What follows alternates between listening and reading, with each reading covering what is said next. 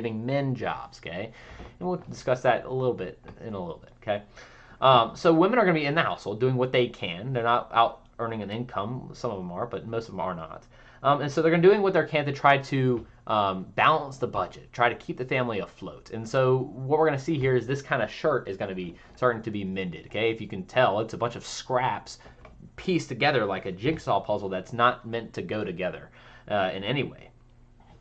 And they're going to be often told to use it up, wear it out, make it do, or do without. Essentially meaning that if we don't make do with what we have, if we can't mend it, if we can't fix it, if we can't get it to work again, then we just don't get it. We don't have the money at this point in time in the 1930s to go out and buy new luxury items. This is not the 1920s anymore. We're paying for stuff that we had bought in the 1920s or losing it due to repossession, like that one TV show that I used to watch as a kid, and guys would run out of their house with like guns chasing down guys trying to steal their cars.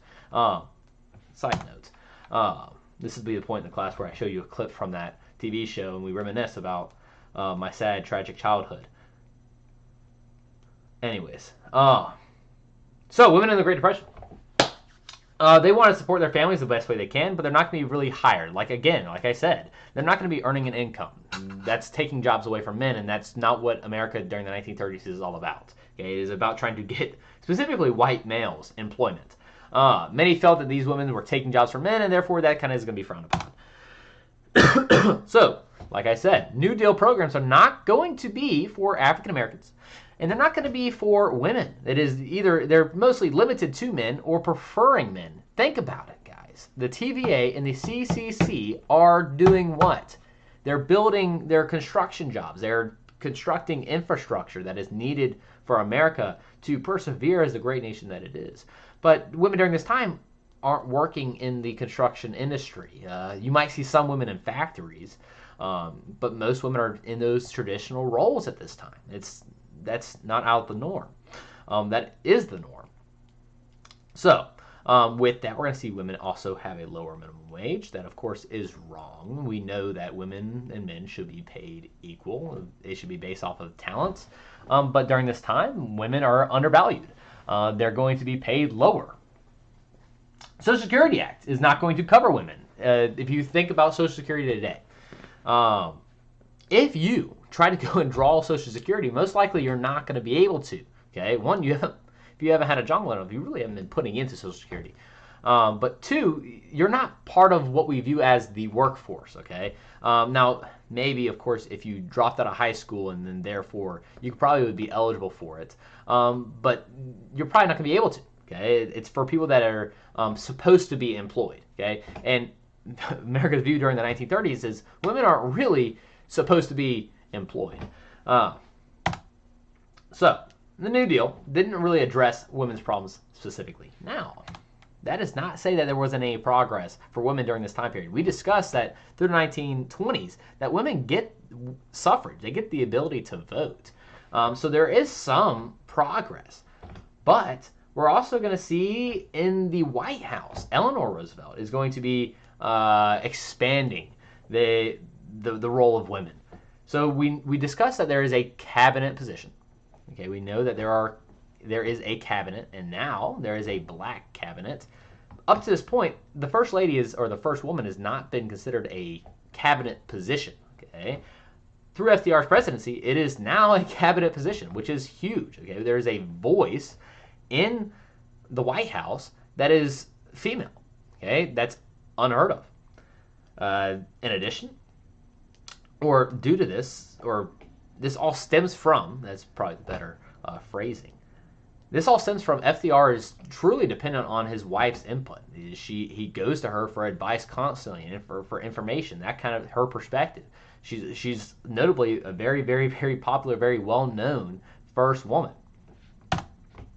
And so, this is where I compare a more, or I guess less successful group, the Populists. Okay, you recall the Populists, they were farmers. You should know that.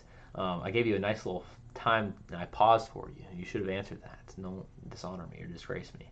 You should know that. Populists were farmers. And we know that the populists really didn't succeed in much, okay? They had some policies, you recall the Grange and all that fun stuff, but they really didn't succeed in much. They also wanted bimetallism. We had that really old dude, he's dead now, but William Jennings Bryan pushing for bimetallism. He was a populist. Now, William Jennings Bryan ran multiple times for president. Did he succeed? No, he went 0 for 3, okay? Populists are trash. They were trash, okay, at becoming president.